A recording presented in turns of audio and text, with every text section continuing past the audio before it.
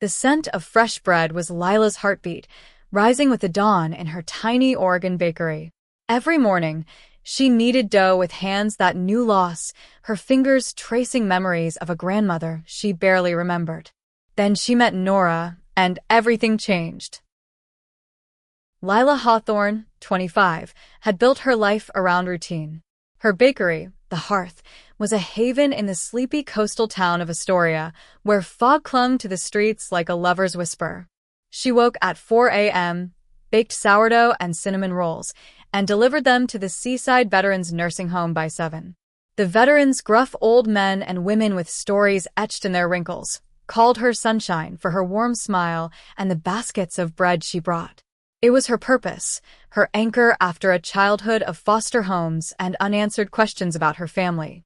Her grandmother, Margaret, was a ghost, mentioned only in fleeting stories by her late mother, who died when Lila was 9.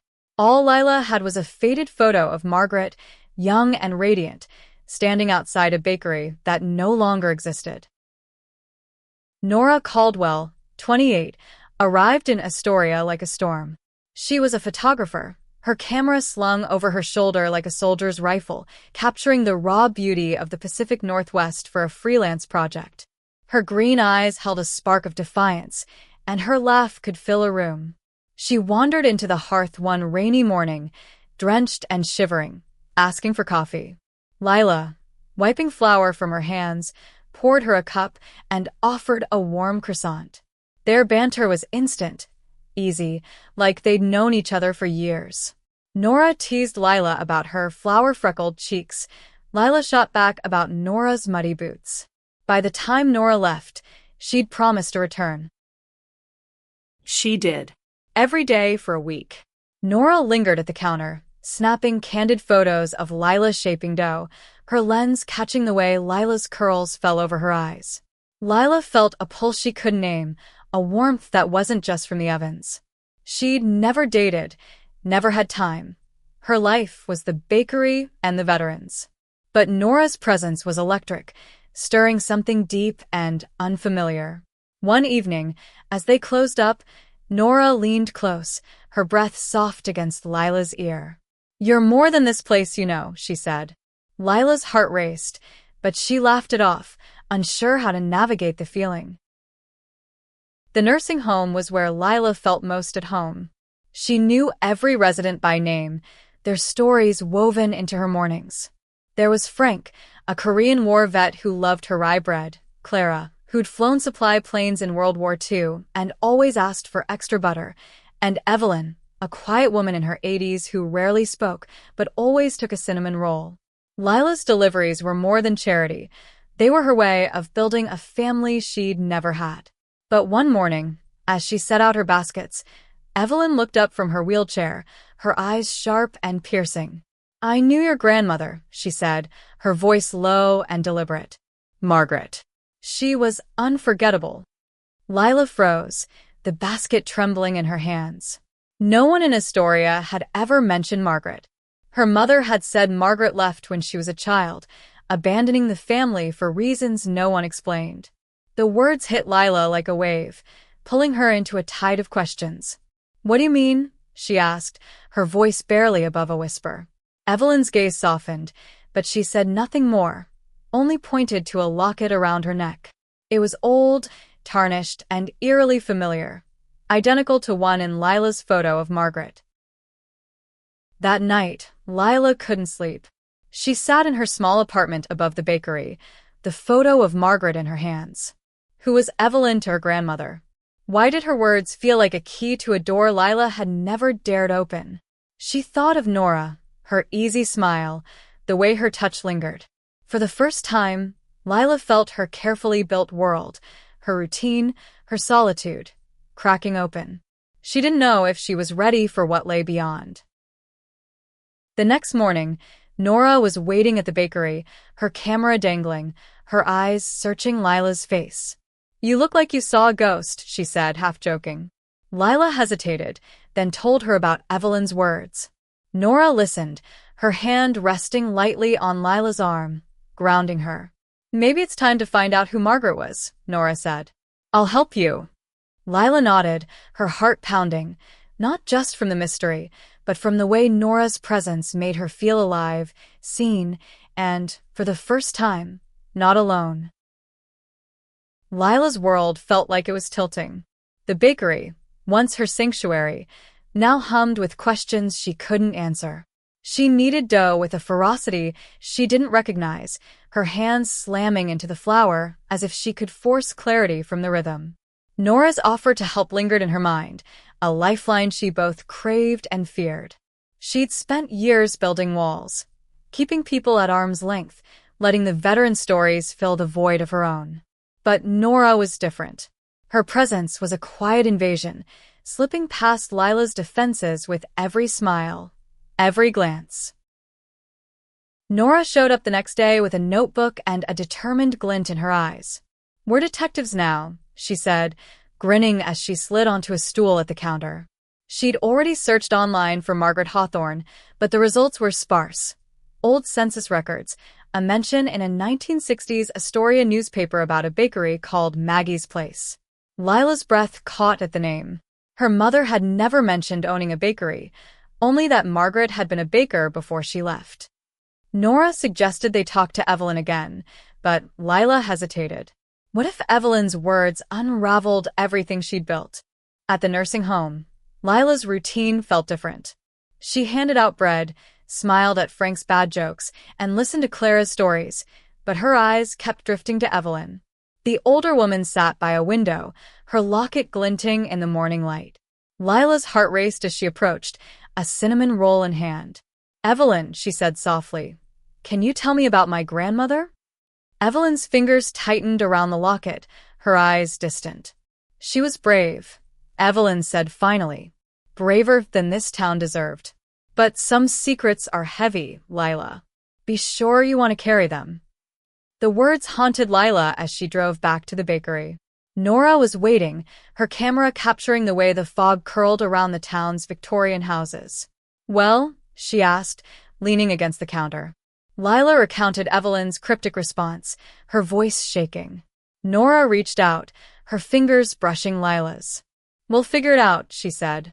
"Together." The touch sent a jolt through Lila, a mix of comfort and something deeper, something she wasn't ready to name. Over the next few days, Nora became a fixture at the hearth. She helped Lila bake, her hands clumsy but eager, flour dusting her dark hair. They laughed over burnt muffins and shared stories. Nora's childhood in Seattle, her love for capturing moments that felt fleeting, and Lila's years in foster care, always searching for a place to belong. One evening, as they cleaned up, Nora turned on an old radio, and a soft jazz tune filled the air. She grabbed Lila's hand, pulling her into a playful dance. Lila stumbled, laughing, her heart pounding as Nora's arms steadied her. For a moment, the world was just them. Two women swaying in a flour-dusted bakery, the weight of secrets forgotten. But the questions about Margaret wouldn't stay buried. Nora found a box of old photos in the bakery's storage room, tucked behind sacks of flour. They were brittle, faded, but one stood out. Margaret, young and smiling, standing next to a woman with short hair and a bold grin. The back read, "Maggie and E, 1962. Lila's hands trembled. Was E Evelyn? She showed the photo to Nora, who studied it closely. "They look close," Nora said, her voice careful. Lila felt a pang, a mix of curiosity and dread. What kind of life had Margaret lived? And why had she left? Lila returned to the nursing home, photo in hand. Evelyn's eyes widened when she saw it, her fingers tracing the image. "That was a different time," she said, her voice thick with emotion. "Margaret loved fiercely, but this town, it wasn't kind to people like us." Lila's heart stopped. People like us. The words hung in the air, heavy with meaning. She wanted to ask more, but Evelyn's eyes closed, exhaustion taking over. Lila left, her mind spinning, the photo burning in her pocket. That night, Nora stayed late at the bakery. They sat on the floor, sharing a bottle of wine, the photo between them. "What if Margaret was like us?" Nora asked, her voice soft. Lila's breath hitched. Like us. She'd never said it out loud, never let herself think it. But Nora's hand found hers, and the warmth of it felt like permission to feel, to want, to hope. As the rain tapped against the windows, Lila leaned closer, her heart a drumbeat of fear and longing. The bakery felt different now, like it held secrets in its walls. Lila's hands moved through dough with less certainty, her mind tangled in Evelyn's words and the photo of Margaret and E. Nora's presence was the only thing grounding her, a tether to the present as the past loomed larger. They'd spent every evening together, talking, laughing, dancing around the feelings growing between them. But Lila couldn't shake the fear that uncovering Margaret's story would change everything, not just about her grandmother, but about herself. Nora pushed Lila to dig deeper. She'd found an old library archive in Astoria, a collection of local newspapers and records. They spent a rainy afternoon there, poring over microfiche. Lila's heart raced as they found an article from 1963 about Maggie's place closing abruptly. The story was vague, mentioning personal reasons, but a gossip column hinted at scandal and unacceptable behavior. Lila's stomach churned. She knew what those words could mean in a small town, especially back then. Nora squeezed her hand under the table, her touch steadying. Back at the bakery, Lila showed the article to Frank during her next delivery. He was one of the few veterans old enough to remember the 60s in Astoria. His eyes clouded as he read. Maggie was a good woman, he said gruffly. But folks around here didn't like her living her truth. She and that friend of hers, they were close. Too close for some. Lila's throat tightened. She wanted to ask more, but Frank's gaze drifted, lost in memory. Nora suggested they track down other clues, maybe old customers or neighbors who knew Margaret. They spent evenings knocking on doors, asking questions, but most people were tight-lipped or too young to remember. One woman, a retired librarian, mentioned a commotion at Maggie's place before it closed. There was a fight, she said. Something about a woman named Evelyn. They left town after that. Lila's heart pounded. Evelyn again. The pieces were falling into place, but they were sharp, cutting into the life she'd built. The tension between Lila and Nora grew, not from conflict, but from closeness. Every touch, a brush of hands, a shared glance, felt charged, like a storm waiting to break. One night, as they closed the bakery, Nora stopped Lila by the door. "You're scared," she said, her voice soft but firm. "Not just about Margaret. About us." Lila wanted to deny it, but the truth was in her racing pulse, her flushed cheeks. She'd spent her life avoiding attachment, afraid of loss. But Nora was here, real and unafraid. Lila took a step closer, their faces inches apart, but a delivery truck's horn broke the moment, pulling them back to reality.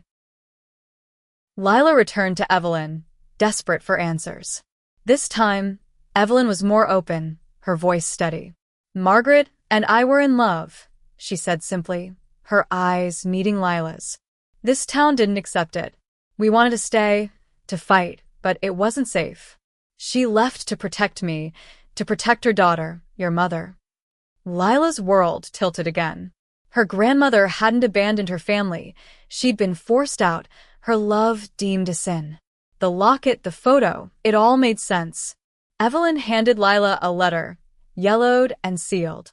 "She wrote this for you before she died. I promised I'd keep it until you were ready." Lila didn't open the letter that night. She couldn't. She drove home, Nora beside her, silent but present. They sat in Lila's apartment, the letter on the table like a ticking bomb. Nora didn't push, just held Lila's hand, her thumb tracing circles on her skin. "Whatever it says," Nora whispered, "you're not alone." Lila nodded, tears burning her eyes. For the first time, she felt the weight of her grandmother's love, not just for Evelyn, but for her. And she felt something else, the courage to let Nora in, to let herself feel. Lila clutched the letter, its edges brittle under her fingers. She hadn't opened it, not yet. The weight of Evelyn's revelation, that Margaret had loved her, had left to protect her, felt like a stone in her chest. She wanted to read her grandmother's words, but fear held her back. What if they confirmed her deepest fear, that love, real love, always came with a cost? Nora sat across from her, patient, her green eyes steady. "You don't have to do it alone," she said. Lila nodded, but the letter stayed sealed. The bakery became their refuge. Nora helped Lila bake, her hands learning the rhythm of dough, her laughter filling the quiet moments. They were a team now, their connection unspoken but undeniable. One morning, as they shaped loaves side by side, Nora's fingers brushed Lila's, lingering. Lila didn't pull away. Instead, she met Nora's gaze, her heart pounding. "I'm glad you're here," she whispered. Nora's smile was soft, almost shy. "Me too." But the past wouldn't stay quiet. Lila returned to the nursing home, the letter tucked in her pocket. Evelyn was waiting, her locket gleaming. "Did you read it?" she asked. Lila shook her head, shame creeping in. Evelyn's smile was kind but firm. "Margaret wanted you to know her, Lila. Not the rumors, not the town's judgment. Her." Lila's eyes stung. She handed out bread to the veterans, their faces familiar and comforting, but her mind was on the letter, on Margaret's love for Evelyn, a love that had cost her everything. That afternoon, Nora convinced Lila to visit the site of Maggie's place, now a vacant lot overgrown with weeds. They stood together, the wind carrying the scent of the sea. Nora took Lila's hand, her touch warm against the chill. "She was here," Nora said. "She built something just like you." Lila's throat tightened. She imagined Margaret kneading dough, laughing with Evelyn, their love a quiet rebellion against a world that didn't understand. For the first time, Lila felt pride, not shame, in her grandmother's story. Back at the bakery, Lila finally opened the letter. Her hands shook as she unfolded it, Nora beside her. Margaret's handwriting was elegant, steady. "My dearest Lila," it began. "I left because I had to, but I never stopped loving you or your mother. Evelyn and I were each other's home, but this town wasn't ready for us. I hope you find love that's free, that doesn't hide. Live bravely, my girl." Tears streamed down Lila's face. She felt Nora's arm around her, solid and warm. "She'd be proud of you," Nora said, her voice breaking. The letter changed Lila. She saw Margaret not as a ghost, but as a woman who'd loved fiercely despite the cost. It made Lila look at Nora differently, too. That night, as they closed the bakery, Lila didn't hesitate. She pulled Nora close, their lips meeting in a kiss that felt like coming home. It was soft, then urgent, years of loneliness melting away. Nora's hands cupped Lila's face, her touch a promise. They stood there, wrapped in each other, the world outside forgotten. But Astoria wasn't as quiet as it seemed. The next morning, Lila found a note slipped under the bakery door. "Some things are better left buried," it read, and signed. Her stomach dropped. She showed it to Nora, who frowned but didn't flinch. "Someone's scared of the truth," Nora said. "We're not." Lila nodded, but fear crept in. Margaret's story had torn her life apart. Would Lila's do the same? The note rattled Lila, its words echoing the town's whispers about Margaret. She tucked it into her pocket, but its weight followed her. The bakery, once her safe haven, now felt exposed, like eyes were watching from the fog. Nora sensed her unease and stayed closer, her presence a shield. They baked together, their hands moving in sync, but Lila's mind was elsewhere. Who had left the note? And why now, after all these years? Lila returned to Evelyn, needing answers. The older woman's eyes darkened when she saw the note. "This town hasn't changed," she said bitterly. "They drove us out, Margaret and me. Anonymous letters, broken windows, threats. We were a threat because we loved each other." Lila's heart sank. She thought Astoria was different now, kinder. But the note suggested otherwise. Evelyn gripped her hand. "Don't let them scare you, Lila. You're stronger than I was. Nora wasn't deterred. She dug deeper, tracking down a retired postman who'd known Margaret. He was hesitant but shared a story. Maggie's place had been a haven for outcasts, a place where people could be themselves. But some locals, led by a prominent family, had campaigned against it, calling Margaret's relationship with Evelyn unnatural. The pressure had forced the bakery to close, and Margaret had left to spare Evelyn further pain. The postman's eyes softened. "She was a good woman, Lila. Just like you." The story fueled Nora's fire. She wanted to expose the truth, to clear Margaret's name. Lila wasn't sure. She loved the veterans, the town, her routine. Confronting the past could fracture that. But Nora's passion was infectious. They spent nights researching, piecing together Margaret's life through old letters and photos Nora found in the bakery's attic. One letter, from Margaret to Evelyn, broke Lila's heart. "I'd rather leave than watch them hurt you. My love for you is worth more than this town." Lila's feelings for Nora deepened, tangled with her fear. They were falling in love, but the note was a reminder of the cost. One evening, as they walked along the beach, Nora stopped, the waves crashing behind her. "I'm not going anywhere," she said, her voice fierce. "Whatever this town throws at us, we'll face it." Lila wanted to believe her, but doubt gnawed at her. She kissed Nora under the stars, the salt air sharp, but the note's words lingered. The next morning, another note appeared. "Stop digging, or you'll regret it." Lila's hands shook as she showed it to Nora. They decided to confront the source. Nora's research pointed to the Harper family, descendants of the family that had opposed Margaret. They owned half the town's businesses and had a reputation for control. Lila was terrified but agreed to visit their matriarch, Susan Harper, a woman in her 60s known for her influence. Susan was polite but cold, her mansion overlooking the sea.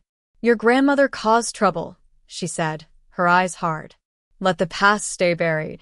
Lila's anger flared. She loved someone. That's not trouble. Susan's smile was thin. "This town has standards. You do well to remember that." Nora gripped Lila's hand, her defiance clear. As they left, Lila felt a mix of fear and resolve. She wasn't Margaret. She wouldn't run. That night, Lila and Nora sat in the bakery, the notes on the counter. "We keep going," Nora said. "For Margaret. For us." Lila nodded, her heart full. She was scared, but she wasn't alone. For the first time, she felt ready to fight, not just for her grandmother's truth, but for her own. Lila's resolve hardened, but fear lingered like fog over Astoria. The notes were a shadow, a reminder that the town's acceptance was fragile. She and Nora were inseparable now, their love a quiet rebellion against the threats. They baked together, laughed together, and held each other in the dim light of the bakery after closing. But the weight of Margaret's story, and their own, grew heavier. Nora was relentless, digging into the Harper family's history. She found records of their influence in the 60s, how they'd pressured businesses to shun Maggie's place. Lila was torn. Confronting the Harpers could cost her the bakery, her connection to the veterans, her place in Astoria. But staying silent felt like betraying Margaret and herself.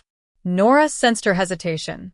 "We don't have to fight alone," she said one night, her voice soft. "The veterans, your customers, they'd stand by you." Lila tested this at the nursing home. She told Frank and Clara about the notes, about Margaret and Evelyn. Frank's face darkened. "Damn fools," he muttered. "Maggie was good to us. You are too." Clara, her eyes fierce, agreed. This town's got no right to judge love. Their support gave Lila courage. She began talking to regulars at the bakery, sharing bits of Margaret's story. Most were shocked, some uncomfortable, but many rallied around her, their loyalty a shield. Nora had an idea, a community event at the bakery to honor Margaret's legacy. They'd share her story, sell bread to raise funds for the nursing home, and show Astoria that love wasn't something to hide. Lila was nervous, but agreed. They spent days planning, Nora's energy infectious. She designed flyers, her photos of Lila baking paired with images of Margaret from the attic. The event would be a celebration and a challenge to the Harpers' influence. The day before the event, another note arrived. "You'll ruin everything." Lila's stomach twisted, but Nora tore it up. "They're scared," she said. "That means we're winning." They worked late, baking extra loaves, their hands brushing as they moved. Lila felt alive, her fear giving way to hope. She kissed Nora in the kitchen, flour dusting their clothes, and for a moment, the world was theirs. The event was a risk. The bakery was packed, the air thick with the scent of bread and coffee. Veterans, locals, even some curious tourists filled the space. Lila stood at the counter, nervous but steady, and shared Margaret's story, her love for Evelyn, her sacrifice, her strength. Nora stood beside her, her camera capturing every moment. The crowd listened, some in tears, others nodding. Frank and Clara were there, their presence a quiet endorsement. But Susan Harper's son, James, stood at the back, his face unreadable. When Lila finished, the room erupted in applause. People bought bread, shared stories, and thanked her for her courage. But James approached, his voice low. "You're stirring up trouble," he said. "This won't end well." Nora stepped forward, her eyes blazing. "It's already ending better than it did for Margaret." James left, but his words lingered. Lila felt a chill, but the warmth of the crowd, and Nora's hand in hers, kept her grounded. That night, they celebrated in the empty bakery, the event a success. Lila felt Margaret's presence, her love woven into the walls. She pulled Nora close, their foreheads touching. "I love you," Lila whispered, the words spilling out like dough rising. Nora's smile was radiant. "I love you too." They kissed, the world fading, their love alight against the dark. The event changed everything. Lila felt lighter, like she'd reclaimed a piece of Margaret and herself. The bakery buzzed with new energy, customers drawn by the story of Maggie's place. But the Harpers weren't done. A week later, Lila got a call from her landlord, a Harper ally. "We're reviewing your lease," he said curtly. "Might not renew." Lila's heart sank. The bakery was her life, her connection to Margaret, her home with Nora. Nora was furious. "They're bullying you," she said, pacing the kitchen. She wanted to fight, go public, expose the Harpers' tactics. Lila was torn. She'd built the hearth from nothing, poured her heart into it. Losing it would break her. But Nora's fire was contagious. "We'll fight smart," Nora said. "The town's on your side now." Lila nodded, drawing strength from her. They rallied support. Frank and Clara spread the word at the nursing home, and veterans started a petition to keep the hearth open. Locals joined, sharing stories of Lila's kindness, her bread, her courage. Nora used her photography to amplify the campaign, posting photos online of the bakery, the veterans, and Margaret's old letters. The hashtag Save the Hearth trended locally, a small rebellion against the Harpers' influence. But the threats escalated. One morning, Lila found the bakery's window cracked, a brick on the floor. No note this time, just destruction. She called the police, but they found no evidence linking it to the Harpers. Nora stayed by her side, helping clean up, her hands steady as they swept glass. "They can't break us," she said. Lila wanted to believe her, but fear was a heavy weight. Evelyn called Lila to the nursing home. She was weaker now, her voice soft but urgent.